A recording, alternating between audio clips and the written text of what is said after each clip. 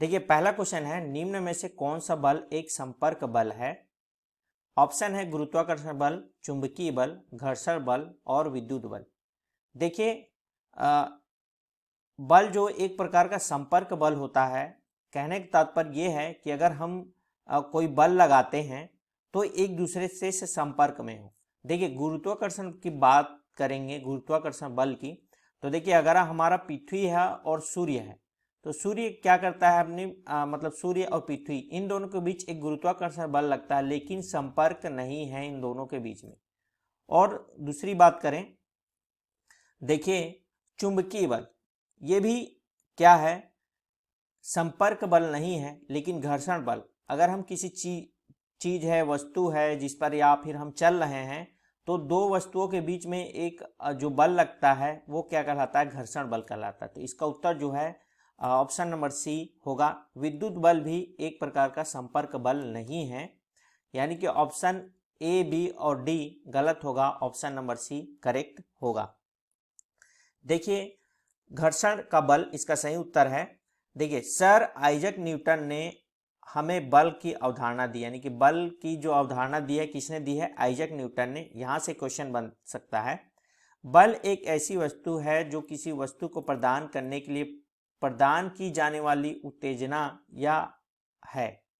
देखिए अगर हम किसी वस्तु पर बल लगा रहे हैं तो ये जितने फोर्स से लगेगा यही इसका क्या कहलाएगा, बल कहलाएगा। तीसरा पॉइंट है, आवश्यक बल की मात्रा वस्तु के द्रव्यमान से अधिक होती है। देखिए अगर कोई वस्तु पर हम बल लगा रहे हैं तो ये जो बल होगा ये इस वस्तु से के बल से ये वाला जो बल होगा ये अधिक होगा। इसे स्थानांतरित करने के लिए आवश्यक बल जितना अधिक होता है। तो ये जो है एक संपर्क बल क्या होता है आपको समझ में आ गया होगा। देखिए कुछ और भी महत्वपूर्ण बातें बता देते हैं आपको। ये तो संपर्क बल हो गया, गैर संपर्क बल भी होता है। तो गैर संपर्क बल क्या होता है, यह एक ऐसा बल होता है जो भौतिक रूप से इसके संपर्क में आए बिना किसी वस्तु पर कार्य करता है। उदाहरण के लिए देखेंगे तो ये गुरुत्वाकर्षण बल जो होता है ये गैर संपर्क बल है। इलेक्ट्रोस्टैटिक बल ये भी गैर संपर्क बल है और चुंबकीय बल भी गैर संपर्क बल है। और अगर संपर्क बल के बारे में एक और उदाहरण देखेंगे तो मांसपेशी जो बल होता है, मांसपेशी बल जो होता है वो एक प्रकार का संपर्क बल है। चलिए नेक्स्ट क्वेश्चन की ओर बढ़ते हैं। नेक्स्ट क्वेश्चन ये है, यदि द्रव्यमान 25 kg के एक बॉक्स में F n पर n बल द्वारा 15 मीटर तक धकेला जाता है तो इस प्रक्रिया में किया गया कार्य 480 जूल है। तो एफ का मान ज्ञात कीजिए। एफ मतलब क्या, बल आपसे बोला है निकालने के लिए। तो इसको कैसे करेंगे, देखिए हमारे पास क्या है, द्रव्यमान m क्या है 25 kg है, और क्या दिया हमको, दूरी दिया हुआ है। दूरी यानी कि डिस्टेंस यानी क्या दिया हमको यहाँ पे 15 मीटर तक धकेला जाता है उसको। और कार्य यानी क्या दिया है, डब्लू कितना दिया है 480 जूल दिया हुआ है। हमको निकालना है एफ। तो देखिए यहाँ पर एक फॉर्मूला आपको पता होना चाहिए, कार्य बराबर क्या होता है, बल गुणा में दूरी, ये होता है। तो कार्य को क्या करते हैं हम लोग, W से डिनोट करते हैं, और बल क्या है F है, और दूरी क्या है हमारे पास D है। अब हमको क्या निकालने के लिए बोला है, F निकालने के लिए बोला है। तो F इक्वल टू क्या हो जाएगा, यहाँ पर F इक्वल टू क्या हो जाएगा, W अपॉन में D हो जाएगा। इसको सॉल्व करेंगे, F इक्वल टू W कितना है हमारे पास, यहाँ वैल्यू कितना है W का, ये हो जाएगा 480 बट्टा में D कितना है हमारे पास 15 है। जब इसको हम लोग सॉल्व करेंगे कितना आएगा, 15 दूनी 30, 15 या 45, और बचेगा फिर यहाँ पर हमारे पास 3 और ये 15 दूनी 30, 32 न्यूटन। तो बल का जो मात्रक होता है वो होता है न्यूटन होता है, इसीलिए हम लोग यहाँ न्यूटन रखे हैं। आइजक न्यूटन ने जो है बल की अवधारणा दी थी, इसी के नाम पर जो है इसकी इकाई न्यूटन रखा हुआ है। तो option number C correct answer होगा इस प्रश्न का। चलिए एक और क्वेश्चन देखते हैं। न्यूटन के गति के पहले नियम को क्या कहा जाता है? तो देखिए न्यूटन के जो पहले गति का नियम है इसको जड़त्व का नियम कहा जाता है। Option number B correct answer होगा। देखिए इसके अनुसार अगर कोई वस्तु है विराम अवस्था में है तो यह विराम अवस्था में ही रहेगी, और अगर इस पर कोई बल लगाया जाता है तब ये क्या करेगी? गति करेगी, इसका वेग आएगा। जब तक इस पर कोई बाहरी बल नहीं लगाया जाता तब तक ये क्या करता है? जड़त्व यानी कि न्यूटन के पहले नियम यानी को हमको दर्शाता है। तो इसको क्या कहते हैं? जड़त्व का नियम कहते हैं। जब तक इस पर बाहरी फोर्स न लगाया जाए ये तब तक एक ही जगह पर रहेगा। देखिए क्या होता है, न्यूटन के नियम के कारण कभी कभी जड़त्व का नियम कहा जाता है। ये न्यूटन के नियम को क्या कहता है? कहा जाता है जड़त्व का नियम कहा जाता है। चलिए नेक्स्ट क्वेश्चन की ओर बढ़ते हैं। अगला क्वेश्चन देखते हैं। उससे पहले कुछ जान लेते हैं। देखिए जड़त्व का नियम सबसे पहले गैलीलियो द्वारा दिया गया था। अब यहाँ पर याद रखिए जड़त्व का नियम किसने दिया था? गैलीलियो ने दिया था। बल की अवधारणा किसने दी थी? आइजक न्यूटन ने। अब यहाँ पर आपसे ये क्वेश्चन बन सकता है कि जड़त्व का नियम का पहला अवधारणा किसने दी? तो गैलीलियो ने। यह सीधी रेखा में स्थिर गति से आगे बढ़ती है। आगे देखते हैं नेक्स्ट क्वेश्चन। किस प्रकार का बल किसी निकाय की स्थिति में परिवर्तन का कारण बनता है? असंतुलित बल, संतुलित बल, गुरुत्वाकर्षण बल, इनमें से कोई नहीं। तो देखिए यहाँ पर अगर हम बात करेंगे जब कोई निकाय है स्थिति में परिवर्तन के कारण बनता है। देखिए कोई निकाय है जब हम इस पर क्या करते हैं? बल लगाते हैं तो इसकी स्थिति में जो है परिवर्तन के कारण जो बल लगता है उसको हम लोग क्या बोलेंगे? देखिए यहाँ पर हम बल लगा लिए, अचानक से लगा बल, और ये क्या हुआ? असंतुलित बल कहलाता है। क्या कहलाएगा? असंतुलित बल कहलाता है। देखिए संतुलित बल एक वस्तु पर विपरीत दिशाओं में कार्य करने वाले दो बल हैं और वे एक दूसरे को नष्ट कर देते हैं। अगर संतुलित बल की बात करेंगे हम लोग तो यहाँ पर वस्तु पर विपरीत दिशाओं में कार्य करने वाले दो बल, देखिए एक वस्तु है, एक बल यहाँ से लग रहा है F1 और एक बल यहाँ से F2 लग रहा है, तो ये एक दूसरे की ओर विपरीत लग रहा है और ये एक दूसरे को नष्ट कर देता है। यानी कि F1 माइनस F2 करेंगे तो हमारे पास 0 आएगा। तो ये जो बल है ये एक दूसरे को नष्ट कर देता है। तो इस तरह के बल को जो है असंतुलित बल कहते हैं। लेकिन संतुलित बल की बात करेंगे तो यहाँ पर देखिए अगर कोई निकाय है एक साइड ही हमको फोर्स लगा रहे हैं तो ये क्या करेगा? आगे की ओर खींचेगा। तो इसको हम लोग क्या बोलेंगे? असंतुलित बल कहेंगे। बढ़ते हैं। देखिए नेक्स्ट क्वेश्चन ये है कि जब एक बड़ा बल एक पिंड पर थोड़े समय के लिए कार्य करता है तो उस बल को क्या कहा जाता है? देखिए जो बड़ा पिंड होता है थोड़े समय के लिए कार्य करता है तो उस बल को क्या कहा जाता है? गतिज बल, अभिकेंद्री बल, आवेगी बल, स्थैतिक बल। तो इस प्रकार के जो बल को क्या कहा जाता है? आवेगी बल कहा जाता है। Option number C correct answer होगा।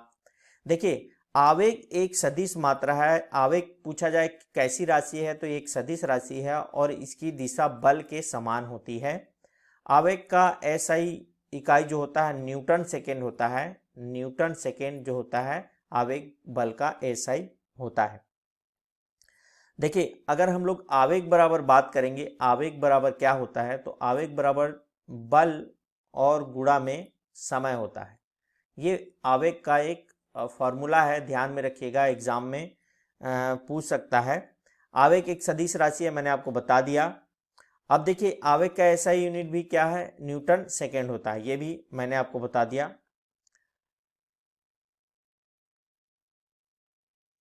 अगर हम लोग बात करेंगे न्यूटन सेकेंड में, अगर इसको हम लोग केजी मीटर पर सेकेंड स्क्वायर, ये होता है आपका सीजीएस पद्धति में इसको हम लोग क्या करते हैं? केजी मीटर पर सेकेंड स्क्वायर लिखते हैं। और इसको साथ साथ और क्या लिखा जाता है? ग्राम मीटर पर सेकेंड, ये भी लिखते हैं अगर ग्राम वाले सिचुएशन में आएगा तो। नेक्स्ट क्वेश्चन देखते हैं। वजन है हमारे पास 9.8 न्यूटन के निकाय पर 9.8 मीटर पर सेकेंड के त्वरण को उत्पन्न करने वाले के लिए कितना बल आवश्यक है। तो देखिए ऐसे क्वेश्चन को सॉल्व करने के लिए मैं आपको बताता हूं। सबसे पहले क्या क्या दिया है ये देख लेते हैं। ये हमें त्वरण दिया हुआ है कितना, a बराबर 9.8 मीटर पर सेकेंड स्क्वायर। और क्या दिया हुआ है हमको, वजन दिया हुआ है। तो वजन कितना है, यहाँ पर वजन की बात करेंगे तो यहाँ पर क्या है 9.8 न्यूटन वजन दिया हुआ है। अब देखिए चूंकि निकाय है, जो वस्तु का वजन है वो क्या होता है हमारा, हमेशा अगर वस्तु की वजन की बात करेंगे तो ये क्या होता है, मास के साथ साथ क्या होता है, गुरुत्वीय त्वरण भी लगता है, यानी कि mg होता है। अब देखिए अगर हम लोग बात करें यहाँ पर द्रव्यमान, यहाँ पर क्या बोला है, कितना बल आवश्यक है। तो यहाँ पर अगर हम लोग द्रव्यमान निकाल लें, यहाँ द्रव्यमान निकाल लें तो ये हमारे पास क्या हो जाएगा, यहाँ पर वस्तु का जो वजन है ये वजन और बट्टे में क्या हो जाएगा हमारे पास ये गुरुत्वीय त्वरण g। अब देखिए हमेशा हम लोग g का मान 9.8 लेते हैं और 10 भी लेते हैं, लेकिन इस केस में हमको क्या लेना है, 9.8 लेना है। वजन हमारे पास ऑलरेडी कितना है, 9.8 है, यहाँ कंफ्यूज मत होइएगा। और g का मान जो है लेते हैं हम कितना, 9.8 लेते हैं। ये हो गया हमारे पास m यानी कि द्रव्यमान। अब दोनों क्या कटेगा, दोनों कट जाएगा तो यहाँ पर कितना आ जाएगा, 1 kg आ जाएगा। तो द्रव्यमान कितना हो गया हमारे पास, 1 kg हो गया। अब हमको क्या बोला है, बल निकालने के लिए, जो कि बल हमको पता है क्या होता है, बल बराबर F इक्वल टू ma होता है। मास हमको पता चल गया यहाँ से 1 kg, और त्वरण कितना है 9.8 मीटर पर सेकेंड स्क्वायर।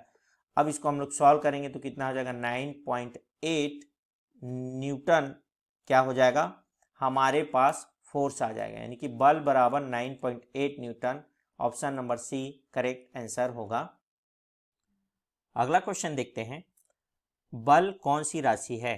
तो बल किस प्रकार की राशि है, तो यह एक सदिश राशि है। ध्यान में रखिए क्या, बल एक प्रकार की सदिश राशि है। बल की अवधारणा किसने दी थी, तो ये आइजक न्यूटन ने दी थी। ये मोस्ट इंपॉर्टेंट क्वेश्चन है, आपके एग्जाम में आने की संभावना बनती है कि बल की अवधारणा किसने दी, तो आइजक न्यूटन ने, इसीलिए मैं इसको बार बार रिपीट कर रहा हूँ। अगला क्वेश्चन देखते हैं, पानी के द्वारा लगाया गया ऊर्ध्व बल क्या कहलाता है। देखिए पानी पर अगर हम तैर रहे हैं, एक कोई व्यक्ति तैर रहा है पानी पर, तो ये ऊपर की ओर एक बल लगता है, तो वो बल क्या कहलाता है, तो वो बल उत्प्लावन बल कहलाता है। Option number A correct answer होगा इसका। देखिए इसमें क्या होता है, जब हम बल लगाते हैं, मतलब तैरते हैं, बल लगाते हैं बोल रहा हूँ, तैरते हैं तो एक जो है पानी की तरफ से ऊपर की ओर एक फोर्स लगता है, जिसको हम लोग उत्प्लावन बल कहते हैं। देखिए इसमें जो होता है, ये बल एक प्रकार का पानी पे लगने वाला जो बल होता है, अगर हम तैर रहे हैं तो ये बल हमारे जो शरीर के विपरीत दिशा में कार्य करता है, जो हमको डूबने से बचाती है। तो ये उत्प्लावन बल कहलाता है। देखिए उत्प्लावन बल का जो सिद्धांत है ये किसने दिया था, ये आप हमें कमेंट बॉक्स में कमेंट करके बताएं कि ये उत्प्लावन बल का जो सिद्धांत है किसने दिया था। चलिए नेक्स्ट क्वेश्चन की ओर बढ़ते हैं। एक हल्के और एक भारी पिंड की गतिज ऊर्जा समान है, इनमें से किसका संवेग अधिक होगा। देखिए एक हल्का पिंड होगा और एक भारी होगा, तो गतिज ऊर्जा इसमें जो है गतिज ऊर्जा में किसका संवेग अधिक होगा, तो इसका आंसर होगा आपका भारी पिंड का। क्योंकि हल्के में गतिज ऊर्जा अगर हम लोग गति करेंगे तो बहुत धीरे में गति होगा, और भारी पिंड के साथ करेंगे तो तेजी से होगा। तो इसका संवेग सबसे अधिक होगा किसका, भारी पिंड का। अगला है, वेग और समय के गुणनफल से क्या प्रदान होता है। तो वेग और समय के गुणनफल से विस्थापन प्राप्त होता है। तो हम लिख सकते हैं विस्थापन बराबर क्या हो सकता है, वेग गुणा में समय, ये हम कर सकते हैं। तो विस्थापन बराबर क्या हो गया, वेग और गुणा में समय। तो दोस्तों आज के लिए बस इतना ही। अगर ये वीडियो आपको अच्छा लगा तो वीडियो को लाइक जरूर करें और सब्सक्राइब करें हमारे चैनल को, और कमेंट बॉक्स में कमेंट जरूर करें। धन्यवाद। वीडियो को यहाँ तक देखने के लिए।